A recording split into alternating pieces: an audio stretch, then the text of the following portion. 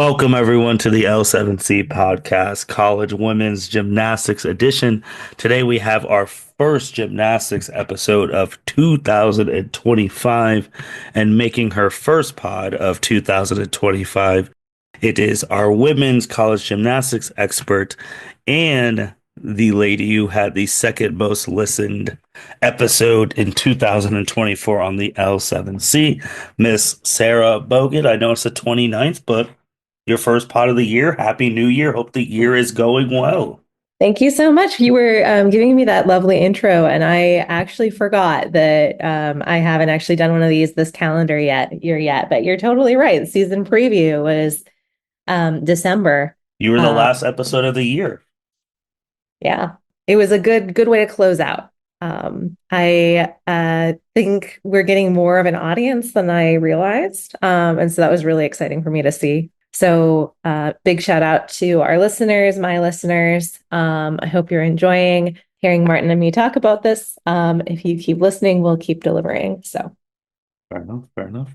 And like you said last time we were here, it was the preview. We've come a ways we since the have. previews were a month in to the season. By the time people listen to this, will be early February. Let's just check in on first of all, who are the current top four teams as of 1/29/2025? Yes. So, as of recording, they're pretty much reflecting actually the top four that I chose based off of our conversation last time. So at number one, although the order is a little different than I thought, but the top four teams I'm expecting to see it in the finals are in the top four right now. So number one, of course, Oklahoma. Mm-hmm. Number two is Florida, and that's a recent increase. They've been hanging out around three. LSU has been holding strong at two for most of the season. LSU, of course, is in third, and Utah is in fourth. So usual suspects being in top four are top four again. But of course, when we look under the hood, there's a lot more going on. Awesome, awesome. So with these top four teams right now, Oklahoma, Florida, LSU, Utah, and then you got five and six like Michigan State, UCLA, California is eight. Do you feel like those top four teams have separated themselves from the rest of the nation? Is there a gap between the top four?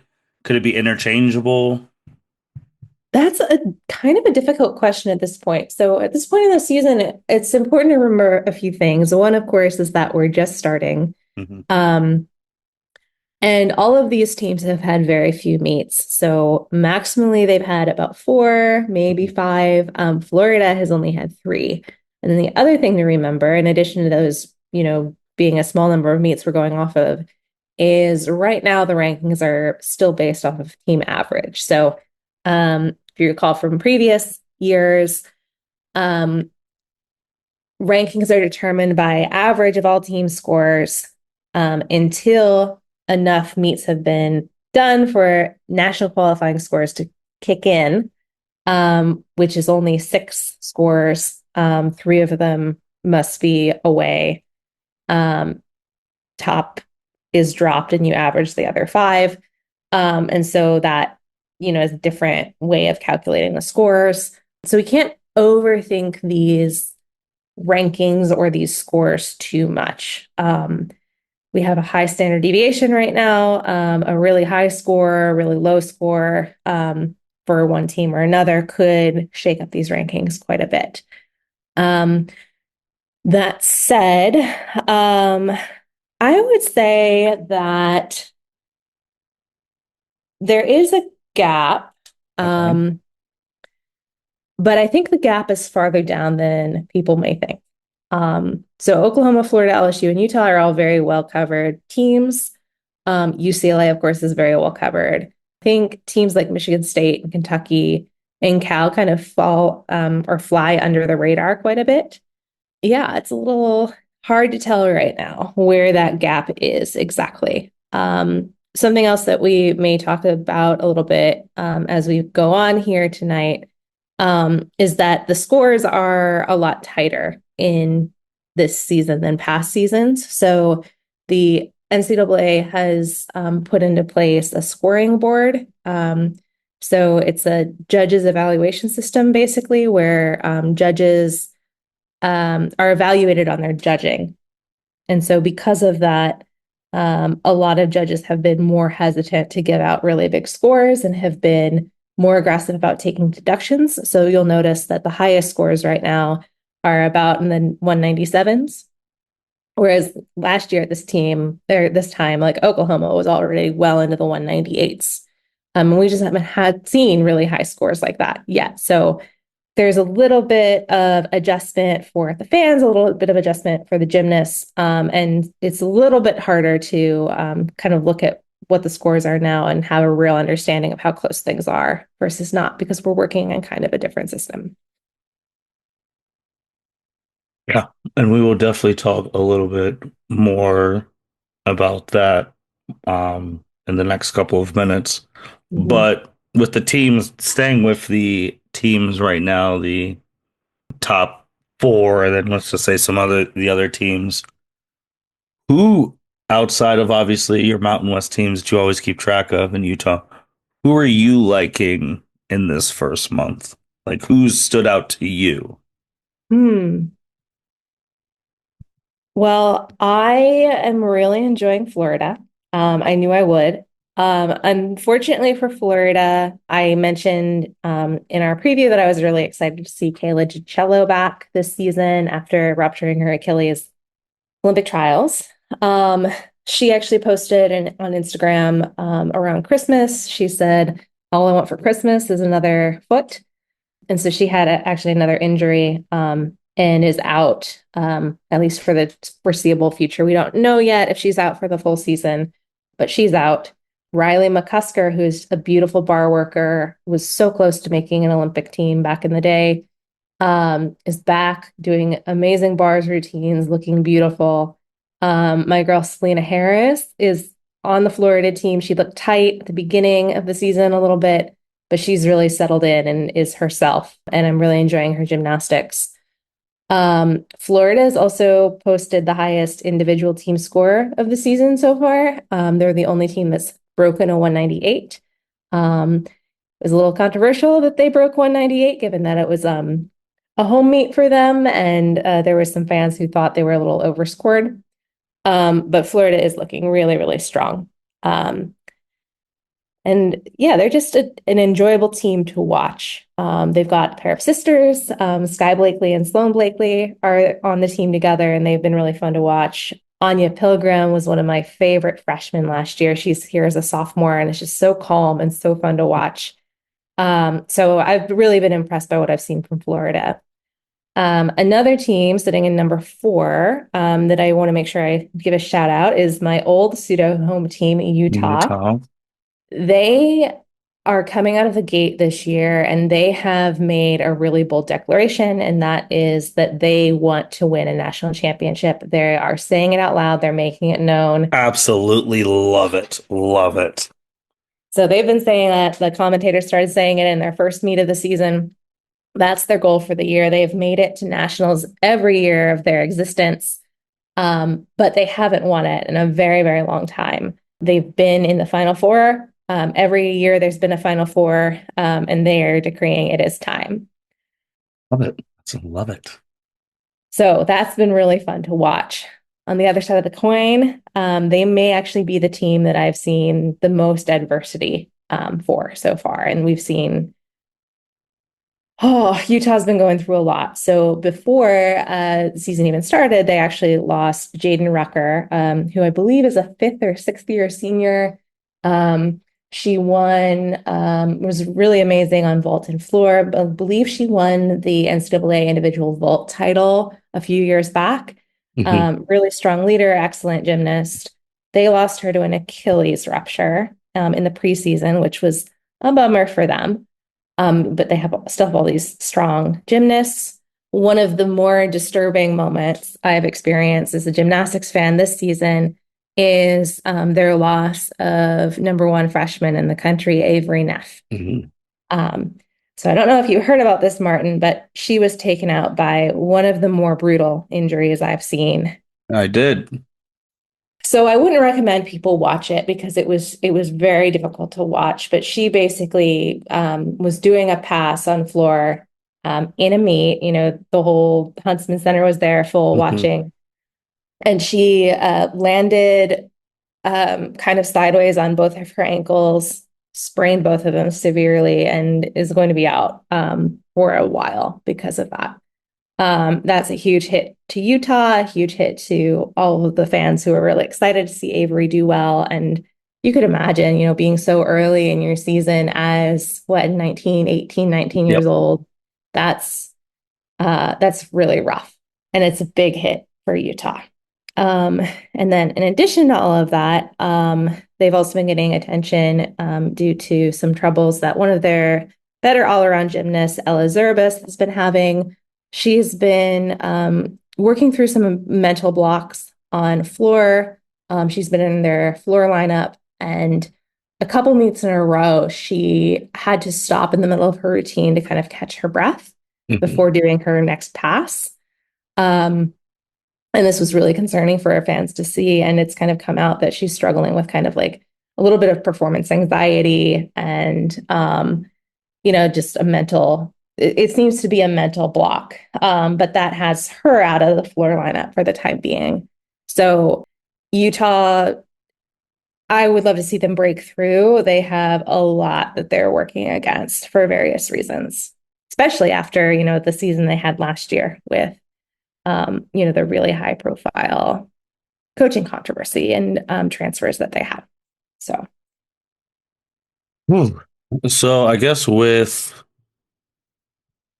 the injuries and whatnot, and I love the declaration that they're saying like enough's enough. It's our time to finally win. mhm. But with the injuries and the adversity that they're dealing with, and it's early, there's still months to go. But like, if the finals were today, would they stand a chance with the roster they have now? I don't know. I'm not sure if I know how they did in their most recent meet. So it looks like against BYU, they got a 196.9. They have two scores over 197 so far this year, and they've got Hmm. two, three, it looks like below 197. Hmm. Yeah, it's hard to say. I think it's possible. I think another thing to keep in mind is that they are in the Big 12 and not in the SEC. And scores tend to be a little bit um, over, a little bit higher. They tend to run a bit higher in the SEC. Hmm.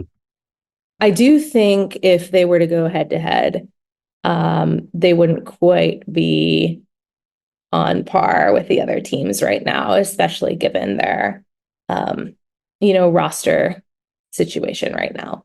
Because I was gonna Um, ask, excluding the two teams that have won it recently, take out LSU and take out Oklahoma because they've won it recently. Then the other mhm, team who really wants to win really, really bad because they feel like enough's enough is Florida. So if mhm. Florida and Utah went at, if it was just those two for the championship, where would you be leaning right now at the end of January? Oh goodness. At the end of January, I think I would lean Florida right now, Okay. honestly. Um, but I believe in Utah as a program in terms of its ability to step up and compete.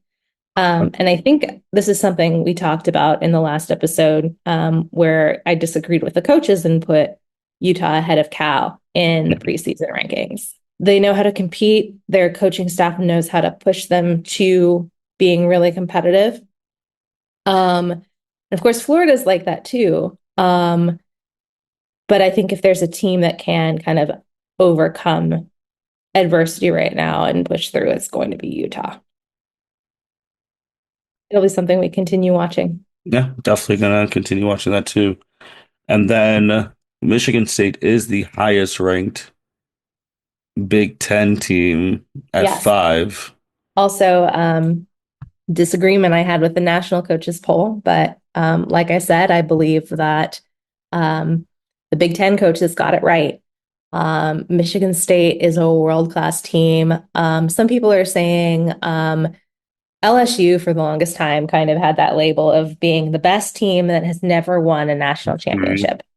I think I heard some commentators saying that they think Cal is the best team that has never won a college championship. Mhm. Um, but honestly, I disagree. I think it's Michigan State. They have all of the talent. Like I said before, like that ability to push and peak at the right time and compete at the right time um, is something they need to figure out how to put together. But hands down, they're a world class team. I do want, do you want to talk about number two in the Big Ten? Because we can't not talk about UCLA. UCLA is sitting at six. So I think, weird to actually I say know, that because I was about to actually forget that they were in the Big Ten, and but I was like, oh, Pac-12 is gone. Yeah, that's weird. But continue it's so on. weird. It's so weird. But here we are. If California and Stanford can be at the Atlantic Coast Conference, anything is possible. Um, but UCLA, I want to love UCLA, but they just as a team, they frustrate me. I adore them. Okay. So UCLA is amazing. I've talked about this for years. They have some Mhm. of the most talent they could ever want. They've got Jordan Chiles. I almost said Selena Harris. I shouldn't say Selena Harris. Um, but they have really, really good gymnasts. They've got Emma Malabuyo, of course, the Olympian for the Philippines. They have um, Emily Lee, who is a U.S. national team member, Sienna Alepio, another really good former elite. They have, the stars. They've got really, really good gymnasts.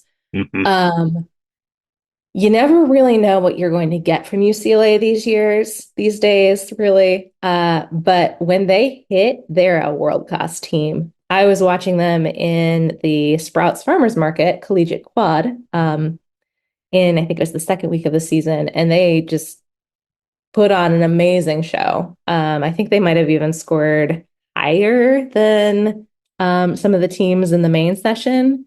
They showed that they're a team that can put it all together.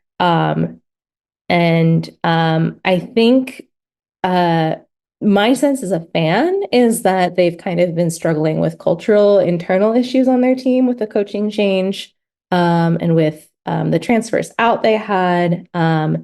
And Jordan Chiles being the incredible force and teammate she is, having kind of the vacuum of Jordan taking last season off to focus on the Olympics. Um, I think that impacted them, but we're seeing flashes of greatness from UCLA, and they certainly can win the Big Ten championship. They could even go like upset and go all the way to the Final Four. I think that's possible for them, but whew, I'm not going to bet on them yet Okay. because Okay. they're still mm, they they've let me down too many times. But they're very, very fun to watch. Very, very fun to follow. So something to keep an eye on. Something else I think is kind of sad is like another team I kind of made note of to talk about was Cal sitting at number eight. Preseason coaches poll had them at four after getting second last year. Um, and I'm disappointed to see them as low as they are right now. And I don't know what all's going into that. I've watched Cal once so far. They haven't had too many meets. I've only had an opportunity to watch one of them. And they certainly looked good, but definitely not as good as they've been in recent years. Um, and it'll be interesting to see how they do. But I do agree with the ranking, and I think Michigan State and UCLA and all the other teams are definitely out gymnasticsing Cal right now, which is a bummer. But Anyone outside of the top 10 that you got your eye on for next month? well, a team that I only watched once so far, but I was really, really impressed by was actually Ohio State. Um, so they were in the same session alongside UCLA at the Farmers Market Collegiate Quad. And they are another team that had a lot of adversity in the preseason. They lost a lot of really top gymnasts to injuries. And they put on a really, really good show. Got a really impressive score, held their own among the other teams in their session. Um, and I still will stand by that. I think they're a team on the rise. I think they're worth watching. They're worth going to see in person if you happen to live in Columbus. So yeah, I've got my eye on Utah. I always have Ohio my eye on State. Utah State, but I also have my eye on Ohio State. Okay. Before we go to some of the individuals, want to still stick with the teams because you brought up Utah State. So just the Mountain West. So how are they all holding up? Yeah, so the Mountain West is holding up currently the way it was expected. So Boise State, Utah State, San Jose State, Air Force. But I think the underlying story is much more interesting. Um, Utah State and Air Force actually went up against each other recently, and Mhm. Air Force came out on top. Like the Air Force had a great meet. Utah State had some injuries and some illnesses to work back from, and they just out-touch Utah State. San Jose State has really, really struggled this year. They had a couple of really, really difficult meets early on, but at the Wasatch Classic last weekend, they put up an amazing score. They looked like a world-class team. They're in Utah. Boise State, is Boise State. They're doing good work. I've been really excited to see some of the freshmen on Boise State's Mhm. team. One of them being, I think, uh, Christine Shenikova. I think that's her name, who's the sister to Alona Shenikova on LSU's team. Really strong gymnastics family, really fun family to watch, especially on bars. And then, of course, my Aggies. Utah State has been working really hard. We've heard a little bit more about what they've put into preparing for this season and the changes that head coach Kristen White is finally feeling like she can implement with the team. She said that she came in after Amy Smith left for Clemson and took most of the team with her. She spent 2 seasons building up trust. And then she feels like she can change the culture now and change the direction of the program. So they've been doing a lot more serious conditioning. I know they seem to be training a lot more difficulty. I was really impressed by a couple of the gymnasts putting up upgraded routines. Um, and their freshman class is really, really strong. They only have 3 freshmen, but they're all incredible. Pretty much all 3 of them are competing on multiple events. And that's really cool to see. They're still struggling. They're still trying to figure things out. But I'm seeing flashes of greatness from them that I haven't seen in recent years. And I'm still really, really pulling for them to pull through. That's what I like to hear. That's what I like to hear. Now, swinging back, which will lead into some of the stuff we talked about earlier on some of the top individuals right now in the sport. Hmm. So we've had two perfect tens right now as of Yeah. the end of January. One of them who you've talked about being a force, Miss Jordan Chiles, and Yes. the other one was Missouri. So, Yes. Helen Hugh. Helen who? And that was against Oklahoma. Yeah, her first perfect 10, and she was the first one to have one of the 2025 season until Jordan had hers. I know you just talked about Jordan, but what are your thoughts on Helen and her being the first Um, perfect 10 of the year? Helen is Helen's a cult favorite of a lot of gymnastics fans. So Helen's story is she did 4 years at Mizzou. While she was at Mizzou for the first 4 years, she was really, really famous for her beam work. Okay. So she's really flexible, really creative, very artistic on beam. Mhm. Um, and people have always loved watching her. So Helen, who graduated, she retired from the sport. She decided to travel the world, backpacked around Europe, did all the things. and then decided, you know what? I have this fifth year of eligibility. Why don't I just kind of go back Okay. and do a fifth year? So she took a year off and now she's back. Um, and she's doing her amazing gymnastics again.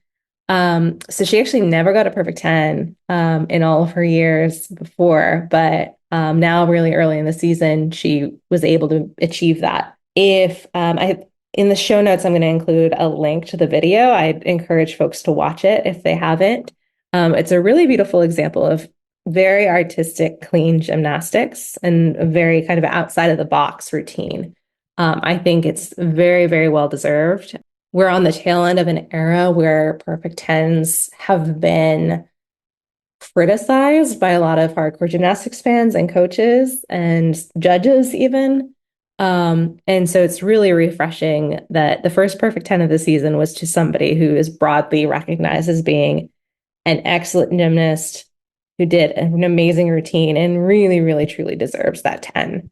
And that was the first 10 of the season for us. Um, Now, the next one was Miss Jordan. Yes, Jordan Chiles, business as usual. We've seen her do that bar routine so many times. We've seen her get tens on that bar routine so many times. And it's a great reminder that Jordan Chiles is a great international elite gymnast, but she also is a top gymnast on the NCAA season and this world.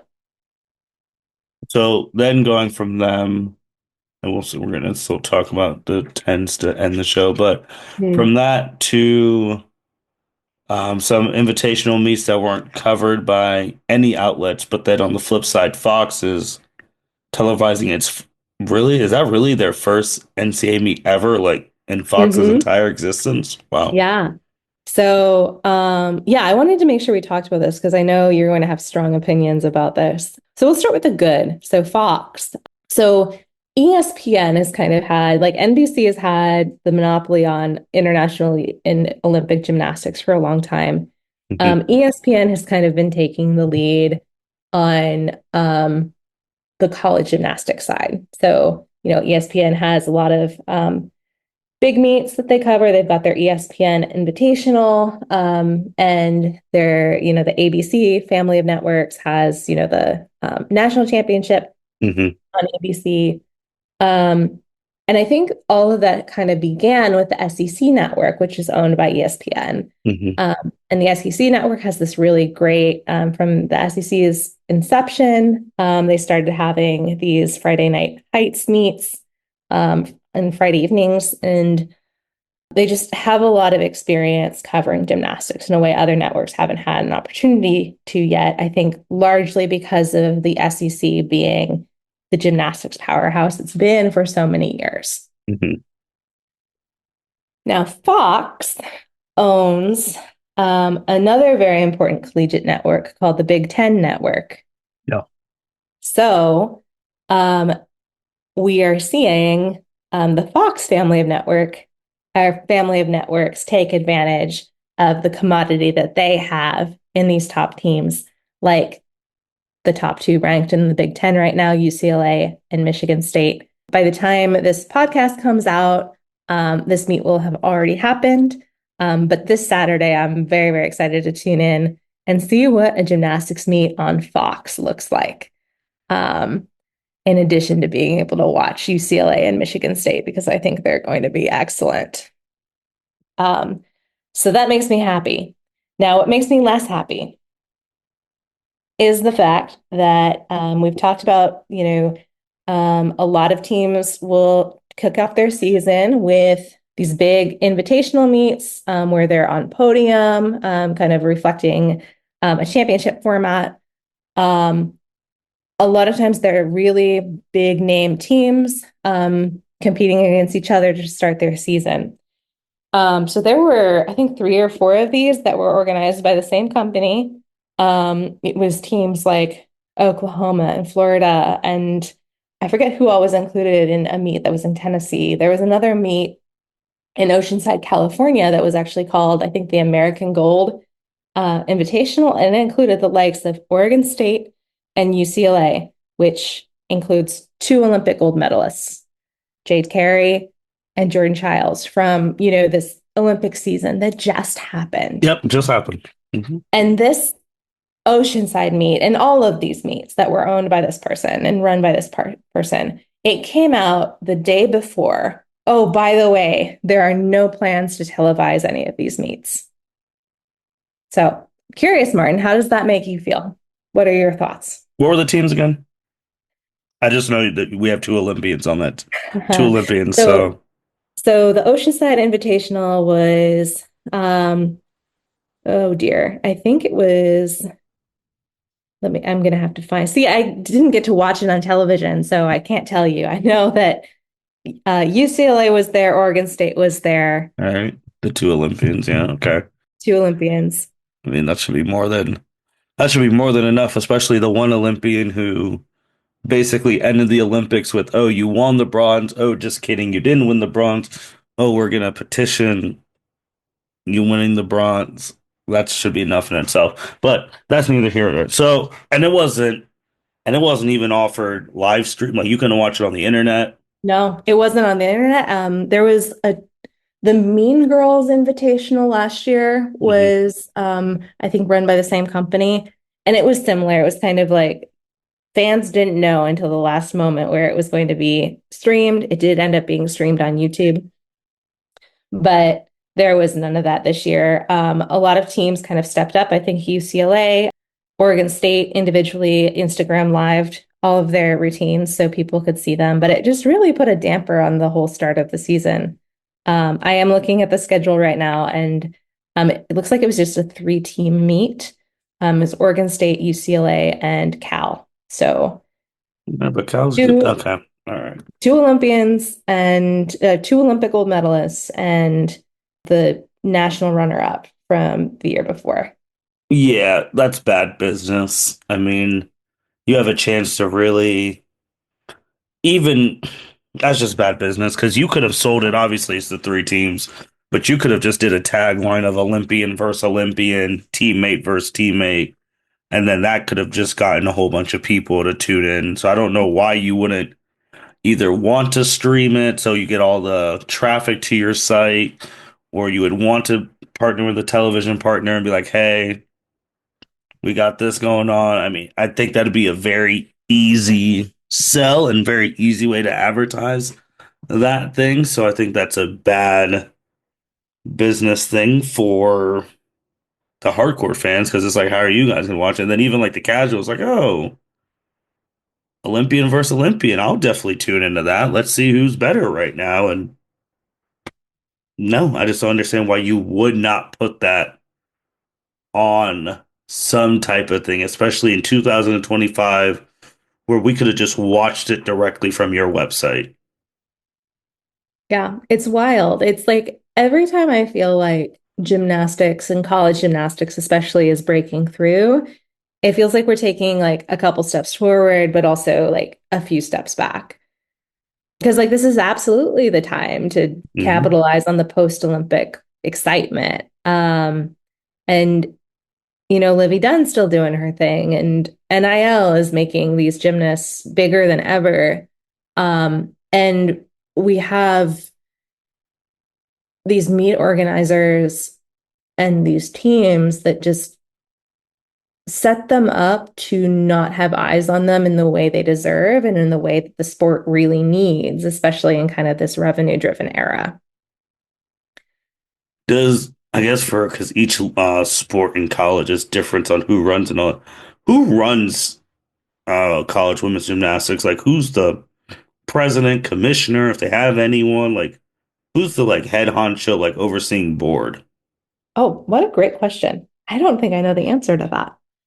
Um, Because whoever he, she, they, whoever group they are, those are the people who need to like really sit down and be like, all right, these things need to be televised. What, like, because again, someone's working those TV deals, like with mhm. ESPN and Fox, like they're just not coming out of thin air. There's someone speaking on behalf of the gymnast, like the schools and organizing that. So that needs to be something.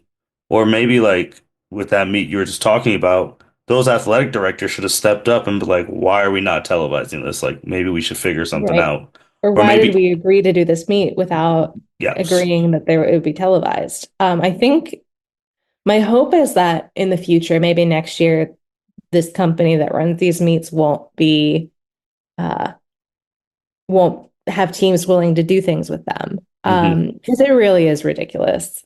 Teams shouldn't be dealing with this. Fans shouldn't be dealing with this, especially when they're really high profile teams. Greg Marsden, who was the original coach at Utah, um, he's been very vocal about things like this.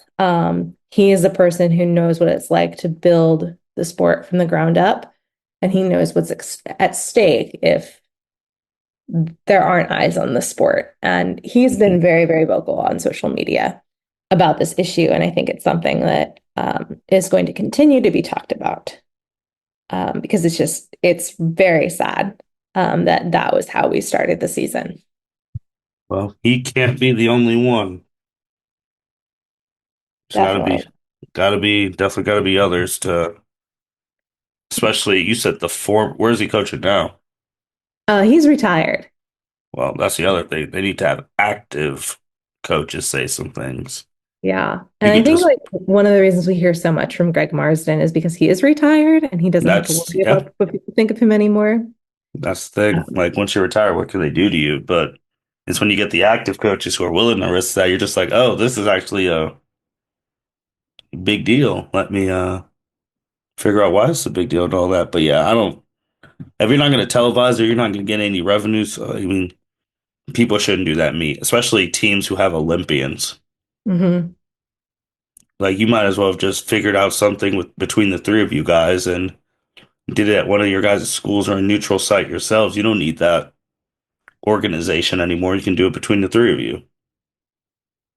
So yeah, bad business. So the last thing, going back to something we talked about earlier, Oh, Miss oh, Liv. Martin, you Oh, know what we forgot to do? what? Because we're about to talk about one of them, but we haven't talked about LSU yet, have we? No, the reigning defending national champions. How did we forget to talk about LSU? My goodness. Should we backtrack a little? We can, yeah, we can, because I mean, it'll Okay. just go into that until they're the biggest star in the Yeah. sport. So, Yeah, I have a segue planned. Okay. LSU looks great. Livvy. And no, she LSU. has been good though. She She has has been. been very, very good.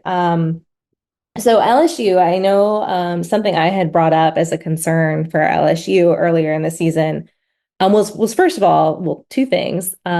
One was that had a lot of gymnasts coming back, and I was concerned about the younger gymnasts having the opportunities to really grow so that they can be a strong team long term. I think we kind of saw that with other teams fizzling out when, their stars just kept coming back. Mhm.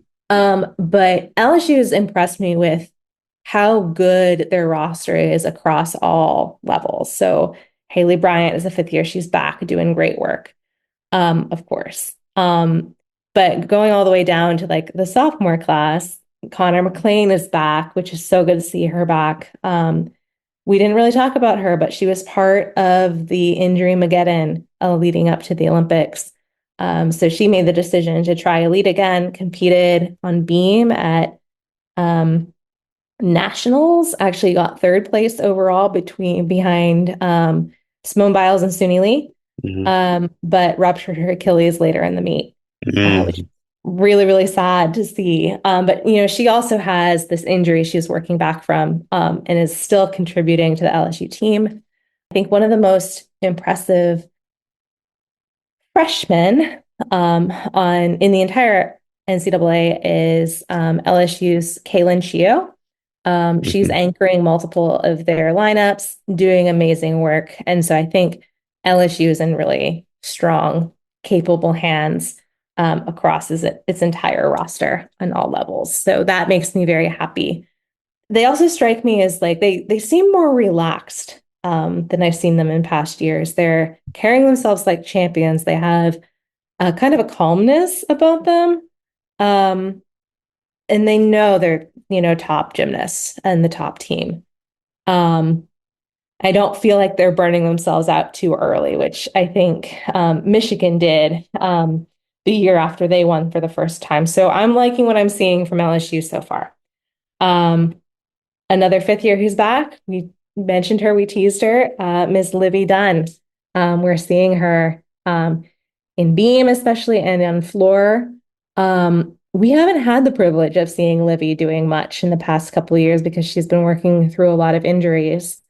Um, but she's a beautiful gymnast. She's got great toe point. She does great work on floor. It's so awesome to see kind of the exterior face of LSU gymnastics and gymnastics in general right now, contributing to her world-class team and showing that she can do gymnastics really damn well in addition to her, you know, social media presence. Yeah, I mean, again, she was the one who, because of her stardom, she was the one on ESPN say, last year who declared like, "I want to win a championship before I leave," Mhm. and they did it.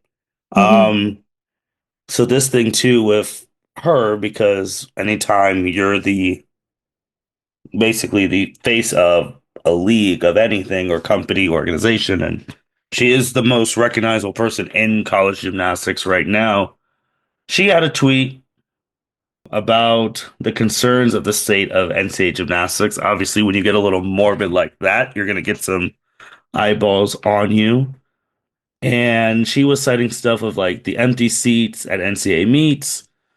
She's arguing for more perfect scores to increase viewerships. People understand what a perfect 10 is and want people who do things that look great to be rewarded. She wrote, "Too many deduction feels negative and lost the entertainment factor that draws the crowd in." I saw this posted when I was casually scrolling Twitter. I saw it posted on ESPN's YouTube because, again, she's the biggest name in the sport, so ESPN's going to post that all over the place.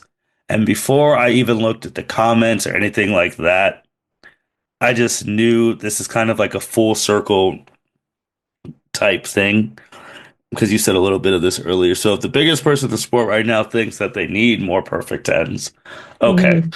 But wasn't it just almost 2 years ago, where we were talking about Trinity from Florida, who was on the pace, we were the perfect 10 watch. Like that's what we were Mhm. watching, her break the records, all of that.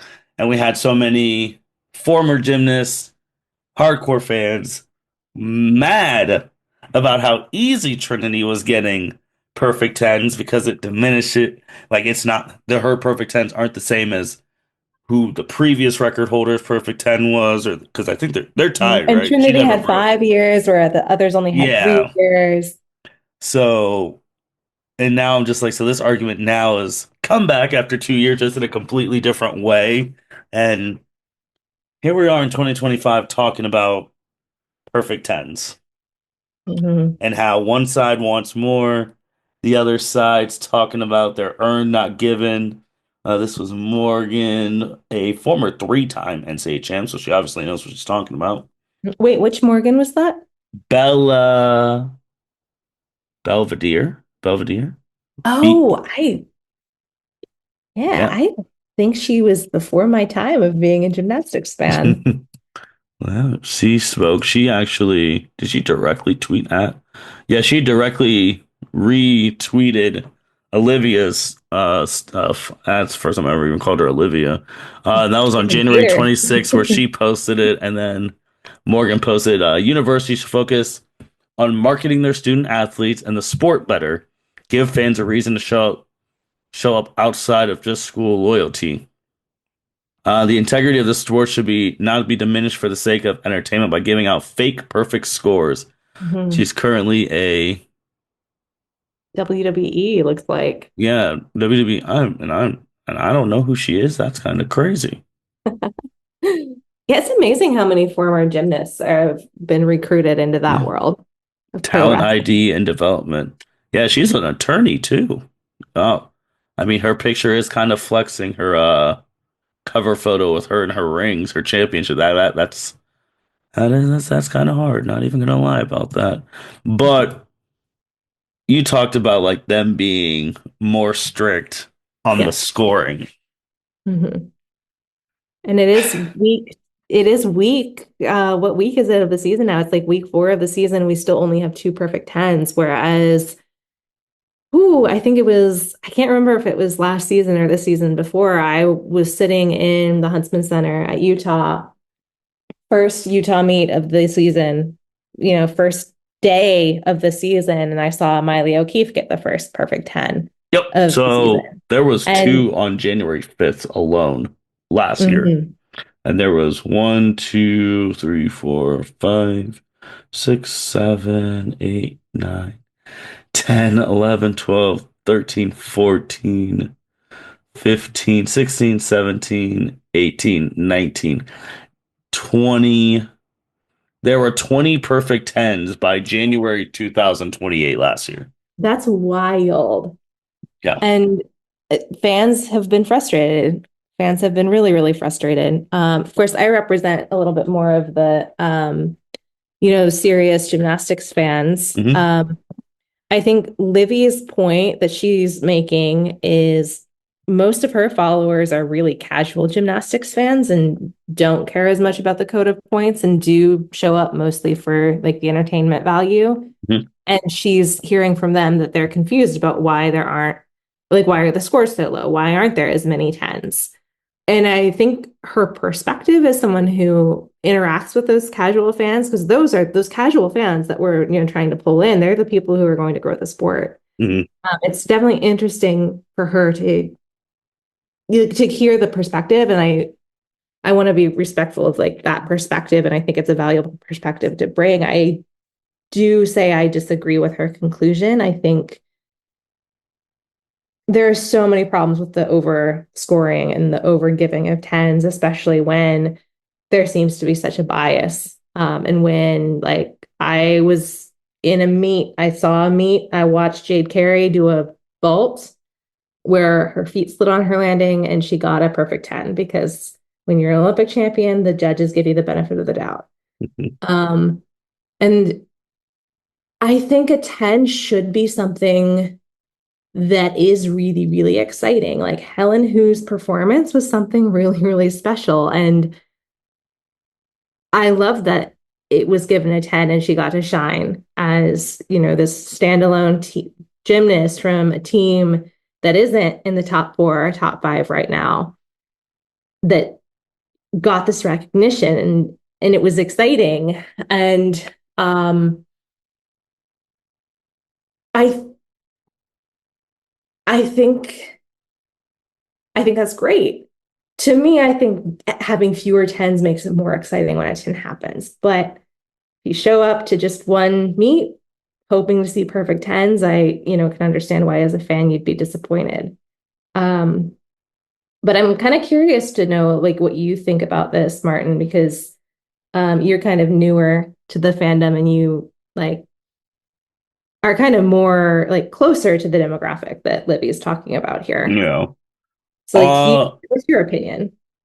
well, I do agree for the fact that like I don't want people just getting perfect tens just to bring people in. I think you should get a perfect score if you deserve a perfect score.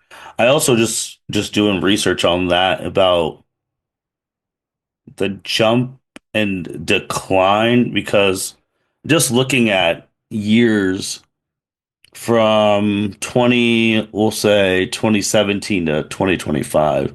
So Mm-hmm. 2017 there's 35 perfect tens. Mm-hmm. 2018 there was 39 perfect tens.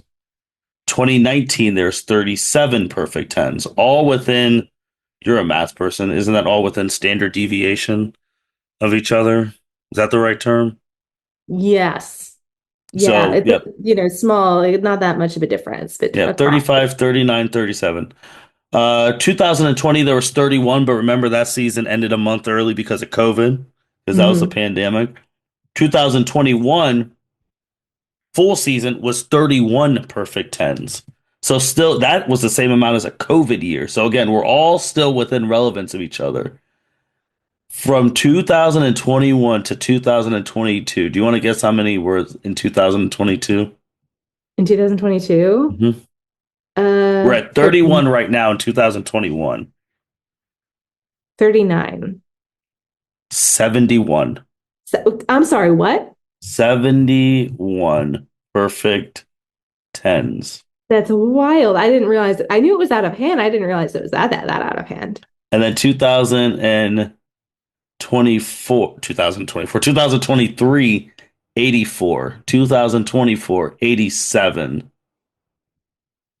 And then right now we're at two. So you see a omega jump, and this is courtesy of Balance Beam coming right off the article that you sent me about Olivia, about the perfect tens and all that.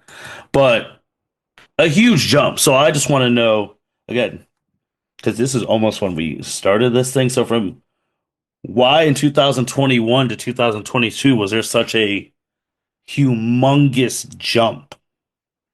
And then were 2022, 2023, 2024 were those outliers? And now it's going back to what it was from 2019 throughout almost the end of time. Like, shoot, you want to talk about when we were 2013, when we were juniors in college, there was only 14 Hmm. perfect tens.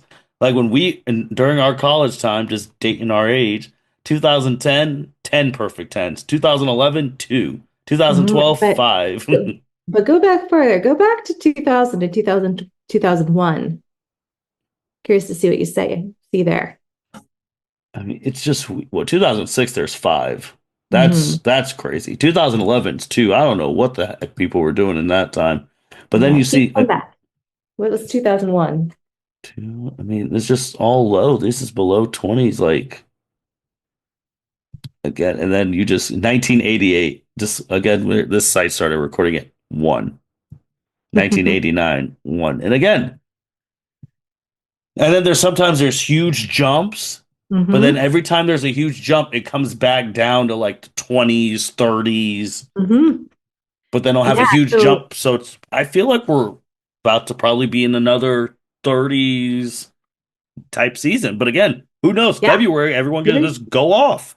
you're hitting the nail on the head, Martin, because this cycle, long term, if you zoom out, this cycle of like tons and tons of tens and then Mhm. people freaking out and backing off, this has happened before. Kind of pushing you to look at 2001, because I'm pretty sure that was another example of a really high number and a really big drop off in the 2000s. So what happened in 2000 to 2001? 2020, 2000 exactly was 20, 29, and then 2001 it jumped to 61.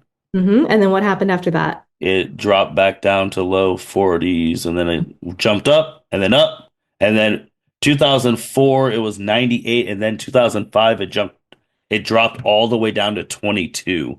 Yeah, so that's the era I wanted to get our eyes on because what was happening in 2000 was very, very exciting. I can't remember if I've talked about this on the pod before, but uh, 2000 was a special era because the 2000 US Olympic team was the first team that really seriously went to college gymnastics. Like there Mm, was like Missy Marlowe before there were like the 1980s teams hmm that went to the different teams. But 2000 was the first time where like the majority of that Olympic team left the Olympic team and then went straight into college. There was a number of 2000 gymnasts who were actually on the UCLA team.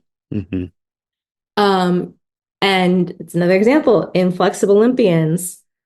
You got that Olympic hype. You've got, really high caliber, world class gymnasts. In addition to the world class NCAA gymnasts doing amazing work on the floor, it raises the standard overall, but the judging needs to catch up with that standard. So, the older gymnastics fans kind of talk about this time, like when you had Jamie Dancher and Kristen Maloney and all these amazing gymnasts raising the bar, bringing the excitement, pulling in tons and tons of perfect tens during their tenure. That raises the number of tens, and then the judges come in and decide they need to make a change to have fewer so that they can keep raising the bar. And I think we're in another moment like that now. So I understand how it can be tough for fans to kind of keep track, especially if you're not used to kind of seeing this pattern happen again and again.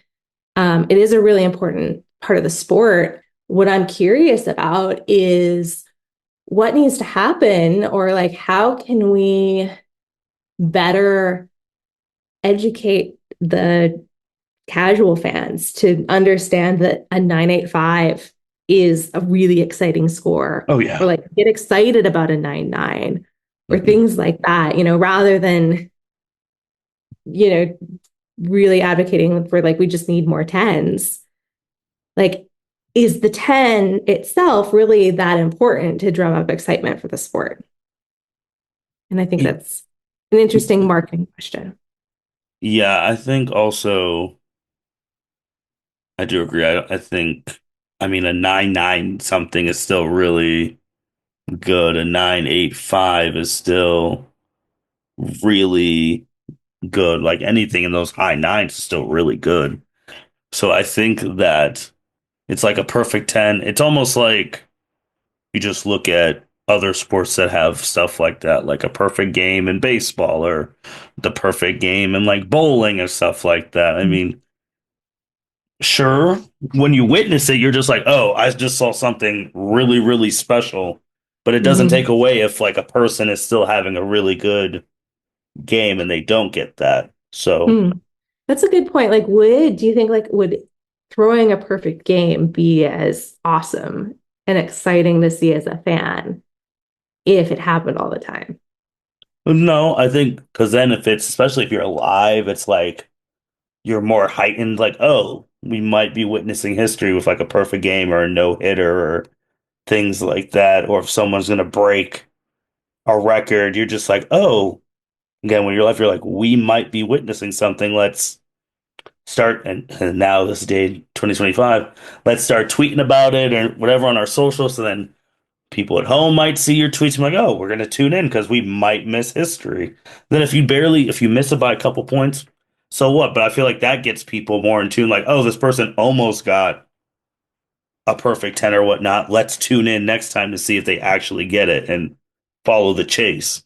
So, Yeah, that's an interesting perspective. I kind of like that idea. Yeah, like leaning into the 10 as being something really, really rare and really, really special. Like there's a lot of potential in that. yeah, yeah, just make it special. It's just like, oh, like show a person's highest, like done, because she's the one who brought it up, like show her highest scores on her events and like how close she is to getting a perfect 10. Because again, whenever and I don't know, maybe that's some of the things where she's again herself trying to get one because she's never had one, I don't believe. She So it's hasn't. No. like obviously if she does have one, that thing is going to get plastered by every social media site and all that, which would be good for the sport. More people will be like, "Oh my gosh, the face of the sport's actually really good." So I think chasing it is gonna be. I think that should be more advertised. Like this is this person's highest score. This is how they were like 1 foot away from a perfect 10, and they would have put that foot there. They would have Hmm. had it to make it even more special. Hmm. Yeah, I So like that. I like those ideas a lot. but again, we'll see. I did Oh. agree with just like, hey, the schools they got to advertise better. Like you got to get people out there. But then I'm just like, but they also are just coming off of like historic record-setting viewerships for the championship and increasing national. So it's just like I don't. Sure, everything could be better, which is true. But if you compare the media coverage of gymnastics from now to 10 years ago, it's drastically improved. Like you can Mhm. watch it on ESPN, like the finals at least. You can watch it on ESPN, ABC. You can watch it on your phone, tablet, computer. They got the quad thing where you can watch all four teams at once, which I thoroughly enjoy. You can watch it on in Spanish. You can watch it in Like ESPN has Spanish. a Spanish, it's what is it, stream, a Spanish feed for basically all of its meets now. And then what do you call is the gymternet? The Gymternet, Yeah, you yes. got the whole gymternet. Like that's a real thing. Like with fans like yourself and millions of other people across the planet. I mean, shoot, you want to talk about how we forgot about LSU? I have to talk about this too. That hell, just a couple of weeks ago, you got one of the greatest Olympians ever just casually just pumping up the Georgia Bulldogs and Oh, right. Simone Yeah. Biles Like and Simone Giorgio, shout out Biles to Shout out to So, the University of Georgia for selling out their stadium yeah, or their arena for the first time in forever. I mean, Because yeah, say more, Martin. you have that stardom there. So it's just like there's statistical data saying that you're doing a lot better than before you came to LSU, Miss Dunn. But then I get it too because she's like she wants the betterment of it, and this is her last year here. So And she does have access to fans that other gymnasts don't because of her yes, platform. yeah, her platform, her boyfriend, she's doing all these red carpets, and she's out there. And like, I mean, speaking of that, because he's a pitcher, so it's like Mm. almost I wasn't even making that correlation, even forgetting what her boyfriend did, but he's a pitcher, so that's how it's gonna be. I But think that, like I said, I agree with I think Livvy's perspective on this is valid. I think it's important, but I disagree with her final conclusion. I think we can do better. yeah, talk to your ADs, talk to your social media. You got to start with in-house. Talk to your social media teams. Mhm. All these big schools have someone in charge of all their social media, so do that. Talk to them first, then talk to your ADs about like the advertisements and things like that. Especially when you're a big enough star, you're allowed to talk to your people like that. And then obviously yourself, you're doing your thing to promote the sport. Tweets, Mhm. posts, things like that, talking about it on red carpets.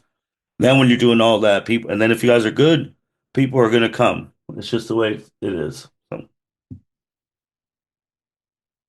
Yeah. anything else? Yeah. Oh, one other piece of news. I Hmm. believe I texted you about this. This is in a complete different thread. We talked about Miss Jordan Chiles quite a bit. But Stanford University has a new international star coming next season. You want to say more about that, Martin? Take it away. All right. Romanian superstar, Romanian Olympian, currently reigning bronze medalist on floor exercise, Anna Barbosu, has committed to Stanford for next season. So the bronze medal controversy lives on and it's coming to the NCAA. I think this is amazing. I think this is exciting. I think um, Anna is a beautiful gymnast. She's going to fit in so well in NCAA. I hope the fans treat her well. I have no doubt if she ever competes against Jordan and has that opportunity, I predict that the sportsmanship is going to be excellent between the gymnasts.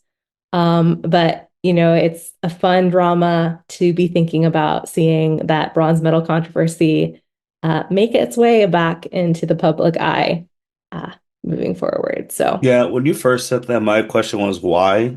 Like, why she come in why she'd here? come? That was my biggest thing. Like, why? And then, excuse me, like, how's she gonna get treated? Mm, Because again,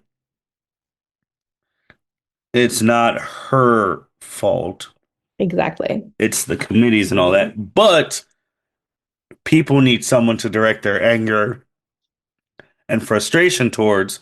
And I haven't seen any of her meets, I'm not gonna lie. So I don't know if there have been any boos towards her because they've realized who she is, or maybe that's only gonna happen if her and Jordan come face to face down the road. Then I feel like that's gonna be obviously, like you already said, major stories. But I Yeah, think I it's just think, weird because you were just literally this country's enemy, and now yeah, you're at a school. yeah, I think it's going to depend a lot because, and to clarify, she is slated to start next season. So Okay. she'll be joining the team in the 2026 season. Um, but I think how she's received and how the controversy will be is going to depend a lot on the outcome of both Romania and the US's appeals to the Swiss tribunal. So the bronze medal situation is still not settled. Um, So that's something to watch. I think if there's a situation where they end up being able to share the bronze medal, I think the marketing can be fully positive and fully wonderful and everything. I think there are always going to be nasty people. But I think NCAA gymnastics, especially when UCLA is involved, tends to be more on, kind of the happy, sappy, rah-rah front. There are always going to be nasty people online, but Yep. that's sports and also just onlineness. Hmm. In terms of why, I think this is like a bigger piece of excitement, because like it's exciting for like the bronze medal story. It's also exciting for like NCAA gymnastics in general. So there are Romanian elites recently that have come to Stanford and have come to the United States and have tried NCAA. It's kind of a new phenomenon. It's kind of a new thing. Anna will be the first Romanian Olympian to compete in the NCAA. And Wow. Romania and Olympics and gymnastics, they just go together like peanut butter and jelly and bread. Um, so the fact that we have that excitement and that legacy making its way over here into NCAA is amazing. And, anytime we have an opportunity for these amazing athletes to come to NCAA and do more gymnastics and let the fans see more of their gymnastics, I'm all for that. I'm very excited. So I'm wondering if we're going to see more Romanian elites and more gymnasts from Romania be recruited by US schools moving forward. So it's interesting from the, bronze medal perspective, but I think it's also another indication of how the sport's growing and how international gymnasts are finding that NCAA is a good home for them. So True I that. think it's a good sign for the continued growth of our sport. Right. Anything else? That's all. Uh, it's early. I'm really excited to kind of see how all these rankings and the story of the season shakes out. And with that So, being said, oh, anything else? oh, no, that's all. Okay. And with that being said, thank you everyone for listening to the first gymnastics episode of 2025. We will be back in a couple weeks, probably 3 weeks or so, talking Yes. about what's going on at the end of February, seeing if the things we talked about today have changed or if they've stayed the same. Right now, maybe we'll add this to our thing. Since we were talking about perfect 10 watch right now, there have been two perfect tens at the end of this recording. We will see how many have occurred at the end of our next recording. And with that being said, thank you everyone for listening to L7C Podcast. Signing out. Thank you for listening to this episode of the L7C Podcast. Be sure to like, rate, review, and subscribe to the channel. Follow us on all social media platforms, and we'll be talking to you guys soon. Take care.